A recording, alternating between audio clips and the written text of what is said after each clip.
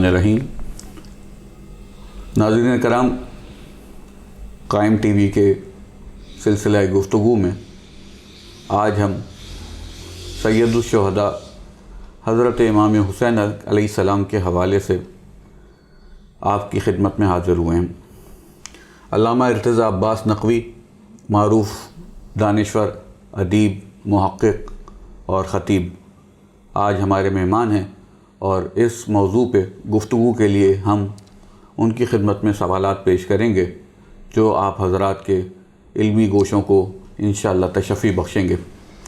اس سے قبل کہ ہم گفتگو کا آغاز کریں، دو اشعار امام حسین کی شان میں پیش کرتا ہوں کہ علم کا نور عین کہتے ہیں، صبر کی زیب و زین کہتے ہیں۔ علم کا نور عین کہتے ہیں، صبر کی زیب و زین کہتے ہیں، اور ہر اجالا یہ دے رہا ہے صدا، روشنی کو حسین کہتے ہیں۔ سبحان اللہ۔ علامہ صاحب، آپ کے بڑے ممنون ہیں قائم ٹی وی کی طرف سے کہ آپ ہمارے لیے خصوصی وقت اور ہماری خصوصی نشریات میں تشریف لاتے ہیں۔ آج جس شخصیت کی حوالے سے گفتگو ہو رہی ہے وہ کائنات کی ایسی ایک عظیم ہستی ہے کہ جس کی زندگی کا ہر پہلو، ہر وقت، ہر لمحہ ایک معجزہ اور ایک کرامات سے مزین ہے۔ 3 شعبان کو امام حسین کی ولادت ہوئی۔ آپ یقیناً اس ولادت کے حوالے سے بھی کچھ روشنی ڈالیں گے۔ ولادت کے فوراً بعد جو ایک واقعہ فطرس کے آمد کا تھا اور جو ان کے جھولے میں پیش آیا، وہ ایک بڑا خوبصورت ایک منظر ہے۔ تو آپ ولادت کے اور فطرس کے واقعے کے اوپر کچھ ہمارے ناظرین کے لیے اپنا اظہار خیال کریں۔ بسم اللہ الرحمن الرحیم۔ سب سے پہلے تو شعبان کی برکتیں اور خوشیاں، اس کی مبارکباد جو ہے وہ ہم اپنے امام زمانہ صاحب الامر صلوات اللہ علیہ کی بارگاہ میں پیش کرتے ہیں۔ اور امام حسین کی جو آمد ہے وہ اتنے واقعات جڑے ہوئے ہیں امام کے آنے سے کہ اس موضوع پر، صرف ولادت کے موضوع پر، آمد کے موضوع پر ایک مستقل کتاب لکھی جا سکتی ہے۔ اور عام طور پر فطرس کا تذکرہ آتا ہے کہ جو صدیوں سے اللہ کے عتاب کا شکار تھا اور اپنے عدل و انصاف کے لیے اور اپنی منزل کے لیے قیامت کے دن کا منتظر تھا، لیکن سب نے دیکھا کہ جب ملائکہ فوج در فوج آ رہے تھے، جیسا کہ میر انیس نے اپنے ایک مرثیے میں یا رب چمن نظم کو گلزار رم کر، کیا کہنا، جس میں امام حسین کی پوری ولادت کا حال نظم کیا ہے، تو اس میں انہوں نے کہا کہ کیا شب تھی وہ مسعود و ہمایوں و معظم، رخ رحمت معبود کا تھا جانب عالم، جبریل و سرافیل کو مہلت نہ تھی ایک دم، بالائے زمیں آتے تھے اور جاتے تھے باہم، باشندوں کو یثرب کے خبر تھی نہ گھروں کی، سب سنتے تھے آواز فرشتوں کے پروں کی۔ کیا کہنا ہے۔ تو اس موقع پہ ظاہر ہے کہ فرشتوں کی آمد تھی، جبریل کئی لشکر لے کر آ رہے تھے، اور راستے میں فطرس نے دیکھا تو پکار کے کہا کہ کیا قیامت آ گئی؟ تو کہا بھئی قیامت تو نہیں آئی، بلکہ پیغمبر کے گھر میں جو ہے وہ فرزند کی ولادت ہوئی ہے۔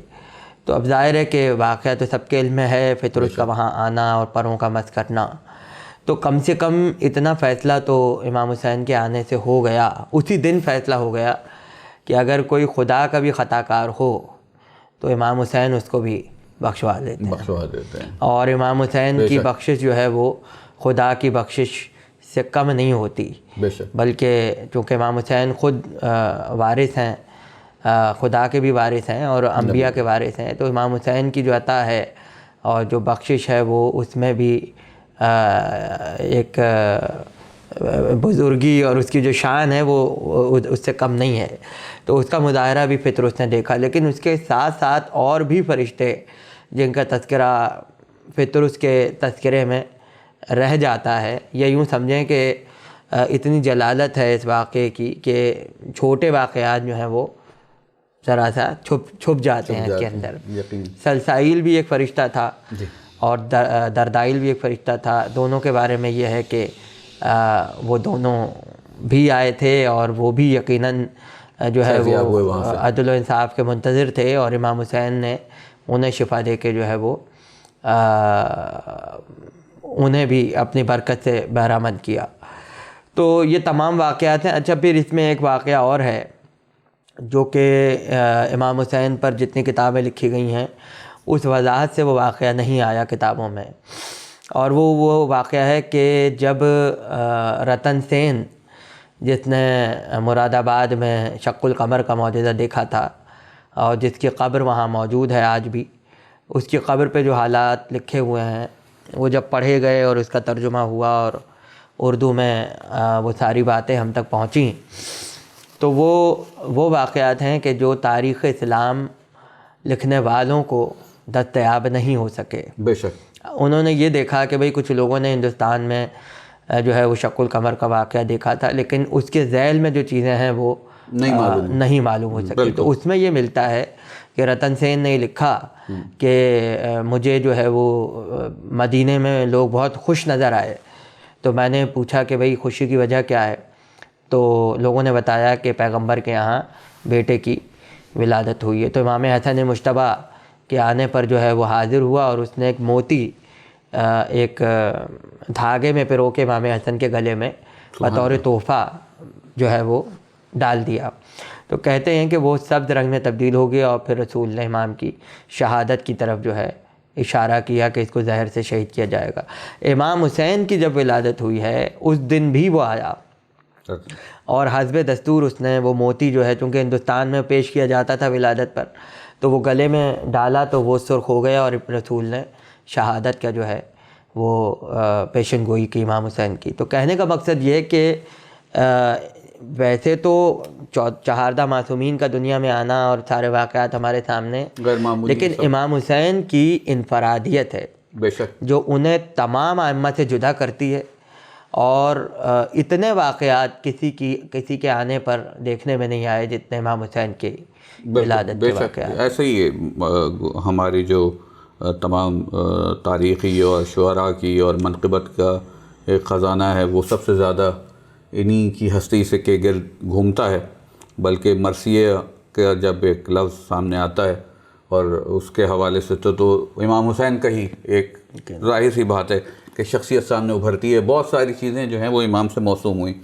آپ کی خدمت میں جو سوال اب میں پیش کرنا چاہتا ہوں، امام حسین کے بچپن ایک بڑا ایک خصوصی تربیت کا، یعنی کہ آغوش کس کس کی میسر ہے؟ پیغمبر صلی اللہ علیہ وآلہ وسلم کی، جناب امیر المومنین کی، مولا کائنات کی آغوش میں، جناب سیدۃ النساء العالمین کی آغوش میسر ہے، وہاں تربیت ہو رہی ہے، بڑے اہم واقعات رونما ہو رہے ہیں۔ پیغمبر سجدے میں ہیں، ان کی پشت پہ سوار ہو جانا ہے، اور ان کے زلفوں کو ہاتھوں میں پکڑ کے ناپ، بڑے عام واقعات ہیں، مگر یہ عام واقعات کسی پیغام کی طرف لے جا رہے ہیں۔ ممبر پہ ان کی گود میں آغوش میں پہنچ جانا ہے، ان کا خطاب روک دینا۔ تو اس حوالے سے اور کوئی واقعات آپ کے ذہن میں ہوں جو عام طور پہ دیکھیں، اگر آپ اس پر غور کریں، اس پہلو پر کہ پیغمبر اکرم کی جناب خدیجہ سے جتنی اولادیں ہوئیں، ان میں جتنے بیٹے تھے انہیں بچپن ہی میں اللہ نے اپنے پاس بلا لیا، بے شک انتقال ہو گیا۔ وجہ کیا تھی؟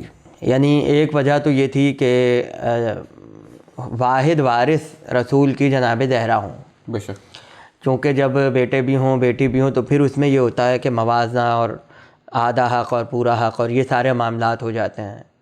تو اللہ یہ چاہتا تھا کہ وراثت مکمل رسول کی جو ہے فاطمہ زہرا کو ملے۔ بے شک۔ دوسری بات یہ کہ اگر پیغمبر کے فرزندان حیات رہتے اور مدینے تک آ جاتے اور امام حسن اور حسین کی ولادت ان کے سامنے ہوتی، تو فطرت کا تقاضا ہے کہ یقیناً رسول اپنے بچوں سے بھی محبت کرتے، اور حسن اور حسین بھی ان کے سینے پہ اور کاندھے پہ نظر آتے، بالکل اس منظر کو اگر آپ محسوس کریں۔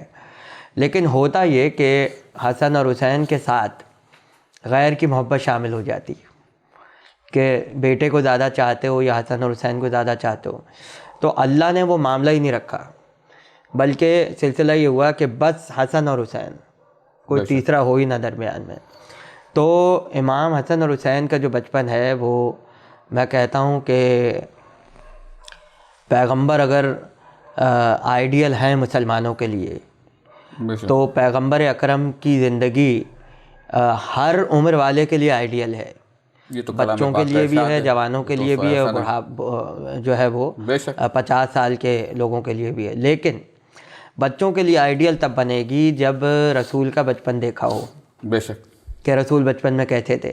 اب رسول کا بچپن لوگوں نے کیونکہ نہیں دیکھا, اور ظاہر ہے اس وقت سب کافر تھے, اور سوائے حضرت عبد المطلب کے اور حضرت ابو طالب کے جو پال رہے تھے آپ کو, پیغمبر کا بچپن بتانے والا کون تھا؟ اب جب 2 ہجری میں یا 3 ہجری میں امام حسن اور حسین آ رہے ہیں, 4 ہجری میں, تو بچپن کون بتائے رسول کا؟ تو وہ شہزادوں نے آ کر جو ہے, امام حسین نے آ کے پیغمبر کے بچپن کی یاد تازہ کر دی اور بتلایا کہ بھئی اگر نانا کا بچپن دیکھنا ہو تو تم ہمیں دیکھ لو, اسی طرح ہمارے نانا تھے.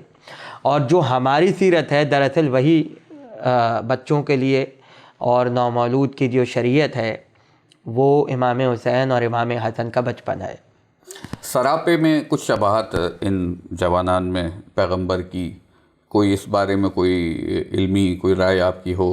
کس حوالے سے؟ کہ جو امام حسن اور امام حسین کا چہرہ, ان کا بدن, ان کا سراپا, وہ تو دیکھیں نا, وہ پیغمبر نے دیکھیں ایک شباہت ہوتی ہے جسمانی ذاتی اور ایک شباہت صفاتی ہوتی ہے.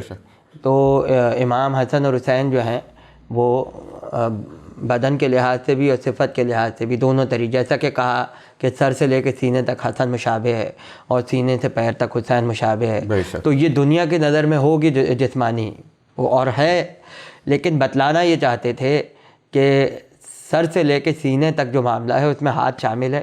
کوئی صلح حسن سے کر لے تو گویا اس نے رسول سے صلح کی, اور کوئی اس کے اصول کو توڑ دے تو گویا رسول سے بغاوت کی. اور امام حسین سینے سے پاؤں تک مشابہ ہیں, تو قیام کی طرف اشارہ ہو گیا کہ جہاں یہ چلا جائے, جہاں یہ قیام کرے, گویا رسول نے قیام کیا. یعنی حسین منی وانا من الحسین کی پوری تفسیر رسول نے دکھا دی اس میں. بے شک. جناب سیدہ کے لال ہیں جنت کے شہزادے, یہی وہ بات ہے جنت کو جو جنت بناتی ہے. پروگرام کے پہلے حصے کو یہاں روکتے ہیں اور اب سے کچھ دیر بعد آپ کی خدمت میں دوسرے حصے کے ساتھ حاضر ہوں گے.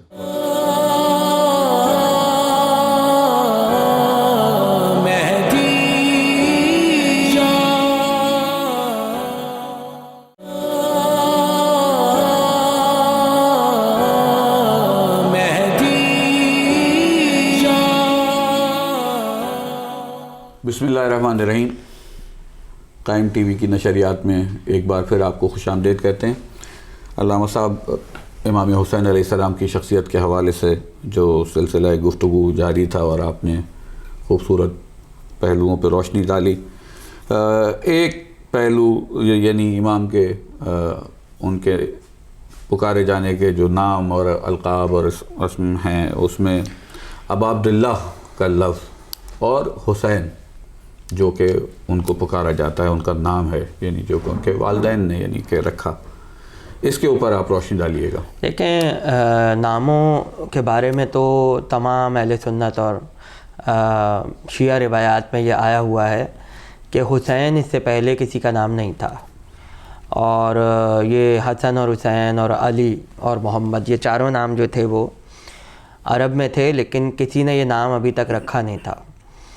تو کہتے یہ ہیں کہ پردہ اللہ نے ناموں پہ ڈال دیا تھا کہ کوئی یہ نام رکھ ہی نہ سکے, کیونکہ عموماً فطرت کا تقاضا یہ ہے کہ اگر آپ کسی کے نام پر نام رکھیں تو بعد میں یہ بات ہوتی ہے کہ جناب فلاں کے نام پر رکھا ہوگا. تو یہ خصوصیت اللہ نے آنے ہی نہیں دی کسی کے لیے, اور بعد میں یہ کہا کہ میں محمود ہوں, یہ محمد ہے, میں اعلیٰ ہوں, یہ علی ہے, اور میں محسن ہوں تو یہ حسن ہے, میں احسان قدیم ہوں تو یہ حسین ہے. یعنی سوائے اللہ کے یہ فضیلت کہیں نہیں ہے کہ اللہ نے اپنے ناموں سے ان کے ناموں کو نکالا ہے. تو یہ نام کسی کے نہیں تھے اور حسین کسی کا نام نہیں تھا. 14 معصومین میں بھی تکرار ہے علی محمد, لیکن حسین جو ہے وہ کسی کا نام نہیں ہے. یہ انفرادیت امام حسین کی ہے.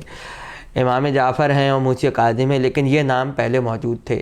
جعفر طیار ہیں اور حضرت موسیٰ ہیں, لیکن حسین جو ہے وہ اس سے پہلے کوئی نہیں تھا. تو امام حسین کی ایک تو یہ خصوصیت. دوسری خصوصیت یہ ہے کہ عربی میں جب ہم کسی لفظ کی تصغیر بناتے ہیں یعنی چھوٹے کے لیے کوئی لفظ بناتے ہیں تو اس میں پیش لگا کے اور یہ کا اضافہ کر دیا جاتا ہے. تو جس طرح سعید ہے سعد ہے تو سعید ہے، عبد ہے تو عبید ہے، اس طرح کر کے. لیکن تصغیر جب بناتے ہیں تو پیش لگا دیتے ہیں. اب حسن کی تصغیر حسین ہے، لیکن علماء لغت نے لکھا ہے کہ حسین تصغیر نہیں ہے بلکہ خود ایک نام ہے. امام حسین خود ایک نام ہے، نہ یہ کہ تصغیر کا قاعدے کے تحت. تو اس طرح سے نام میں بھی امام حسن اور حسین جو ہیں وہ یہ نہیں کہہ سکتے کہ یہ چھوٹا ہے اور یہ بڑا ہے، وہ بھی برابر اولنا محمد اوسطنا محمد والی وہ سلسلہ ہے. باقی جو اس میں ایک لطیف پہلو نکالا ہے علماء نے وہ یہ نکالا ہے کہ امام حسن اور حسین میں کوئی فرق نہیں ہے کسی بھی طرح سے، سوائے یہ کہ کیا کہنا یہ جو ہے نام میں اس کے علاوہ کوئی فرق نہیں ہے.